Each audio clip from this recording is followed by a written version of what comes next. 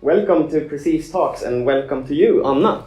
Thank you so much. I'm really happy to have you here and to have this conversation with you. And I thought before going into this specific episode, maybe you want to do a short introduction. Okay.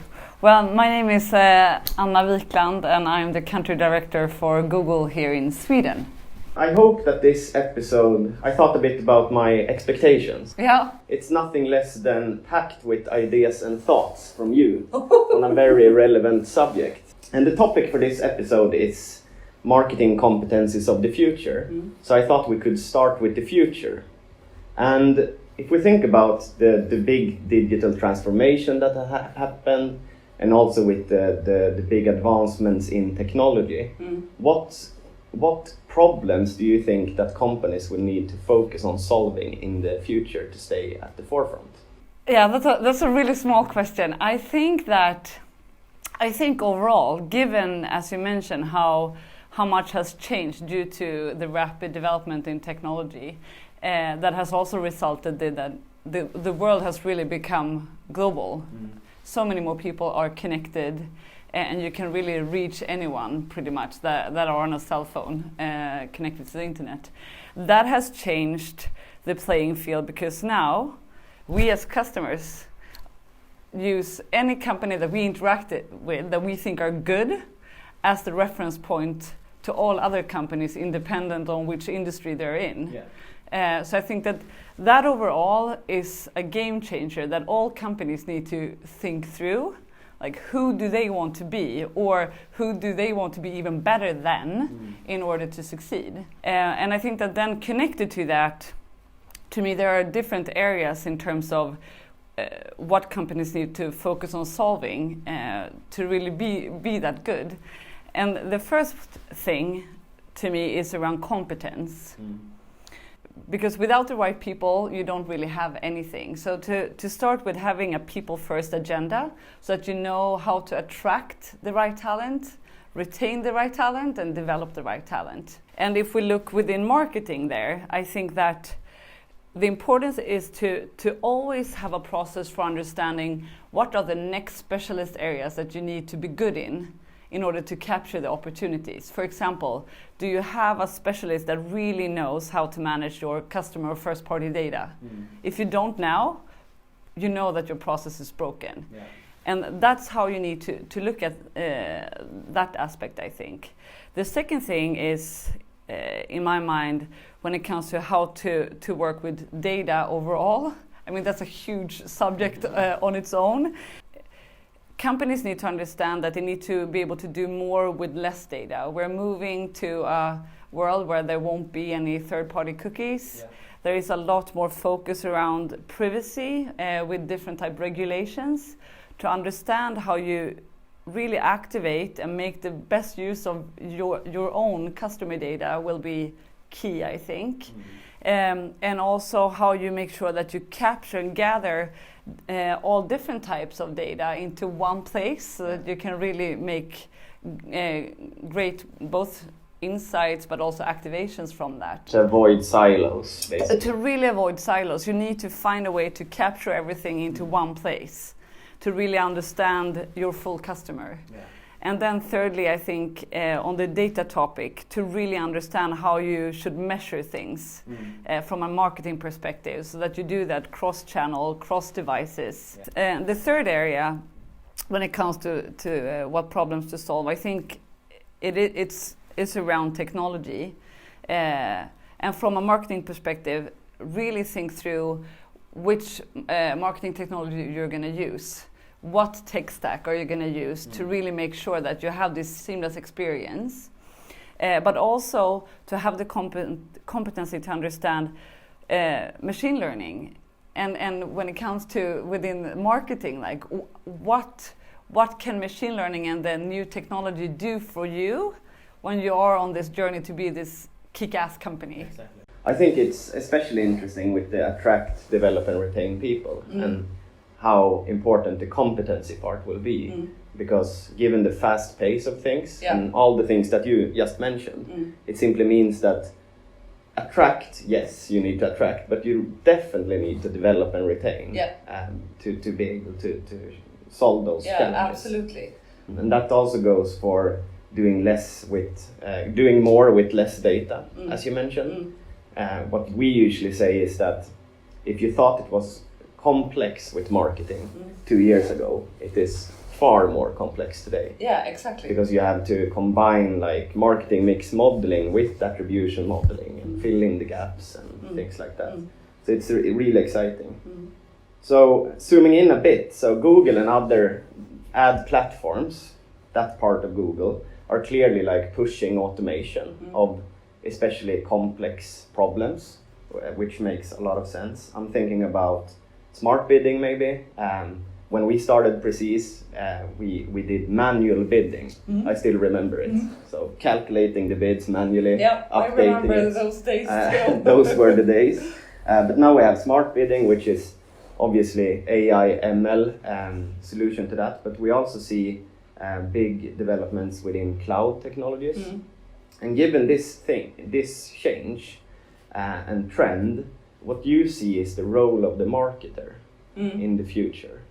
As you mentioned, like so much has already changed. So I think that already now the role of the marketer is, there are a lot of things that needs to be grasped. But overall, I really think you need to have a much better understanding of technology maybe than before, and how, maybe not in depth every marketer, but overall on a general level to really know where to go and what value you add as a person versus what the tools will actually do.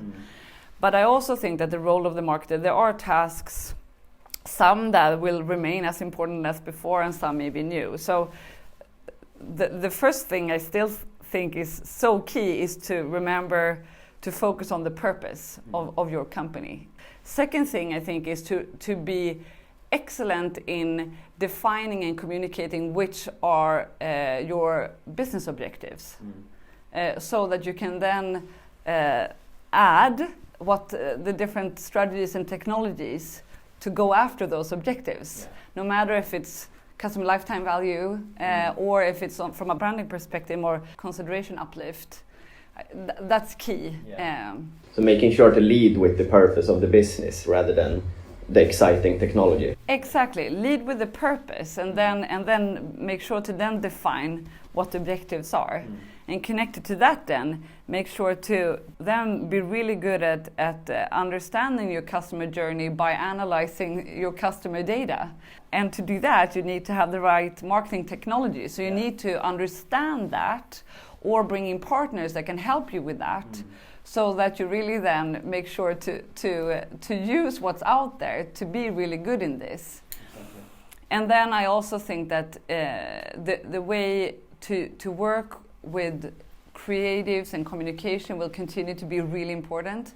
But in all of this, it's again all about data and being data driven in that, and make sure that the systems can provide you with good insights and will be able to do a lot of the tasks, but you as a marketeer still has a really important role and can do things still that the tech cannot do. Exactly. This will not be like fully marketing focused question, but I thought it was fun to ask you this, because when reading a lot about AI and ML and the developments around that, you probably also ran into the fact that there seems to be two different groups of opinions, maybe mostly among tech leaders, but still, where one group is rather pessimistic, saying that, okay, it will lead to all jobs being gone. And the second one saying that it's fine because the combination of AI plus human will always outperform the AI only. Exactly. And I wanted to hear your take on that. No, I think that's this is such an interesting topic, I think. And in general, it's not jobs that will disappear, it's tasks within jobs.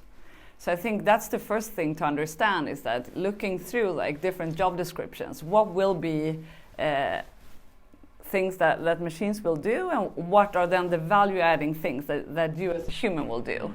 And then on that topic, in terms of just machines or the combination, I think that's the really exciting part, that for the first time in history, we will, thanks to all the data and computing power, be able to combine human learning and machine learning. So that will lead to new knowledge and new innovation that wasn't possible before. So I am absolutely one of the positives people in this. I am as well, so that was happy to hear. Good, then we have that in common. I thought a bit about technology and marketing, like all areas of marketing, and was thinking about like maybe what has happened the past 5 years or 10 years. And to me, this is like my personal opinion, but it seems like the technology developments have been mainly focused on the media buying part of it. So the actual transactional part, so going from maybe booking media to programmatic. But within marketing, obviously, we also have the product part of marketing and communication part of marketing. And you already touched a bit upon creative, but maybe you can elaborate a bit around how you see that the creative field will develop as well. Will that reach the same automation maybe, or what's your take on that? The creative part and within the communication space, the main purpose will still be to communicate the company's purpose and the products or services that you offer. That won't change. But the toolbox for doing that will change. And that's where I think that digital technologies will play a really big role in that. If you look at one side of the spectrum in like really using great insights from data when you're like thinking through the new big creative ideas that you want to find. So I think that it is a combination, and it will be much more data-driven. I also think that it's already clear that you see big differences in creative agencies that are very sophisticated when it comes to using data and being data-driven and digital savvy overall versus the ones who are not. Like that gap just becomes bigger and bigger, I think. Yeah, maybe if you're not technical, it will limit the ideas. Yeah, it will, I think. But the human part of the creative process will remain as important, I think, as it has always been. Maybe the last job that will be gone then? I think that, I don't know the last, but it will continue to be very important, but it will be different because if you're smart with using the right tools. Exactly.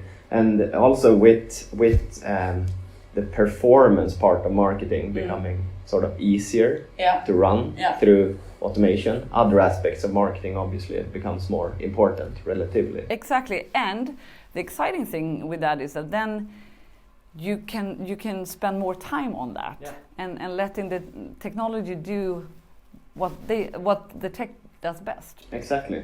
Okay, lastly, I wanted to ask you if you have any advice to universities playing their part in this, in preparing people for the future competencies of marketing. Yeah, I think one important aspect for universities is really around also making people who are also young to understand that to learn is something that is like a lifelong journey. It's not you go there for 4 years and then you're done.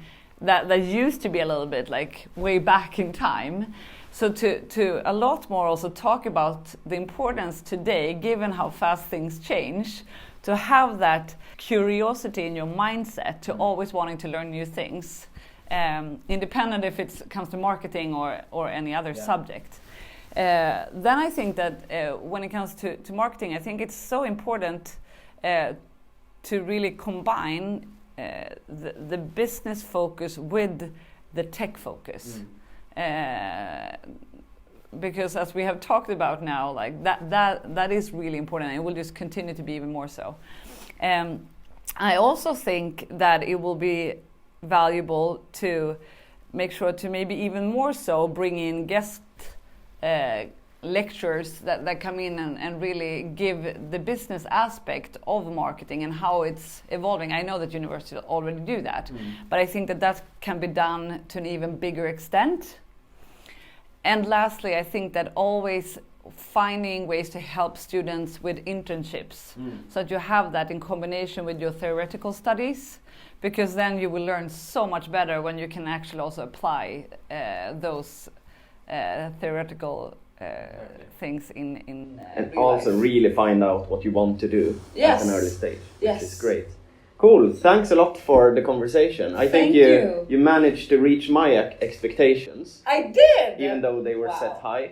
I'm very happy about that. Great. I really enjoyed the conversation. This is really a subject I love, so thanks for having me. Thanks a lot.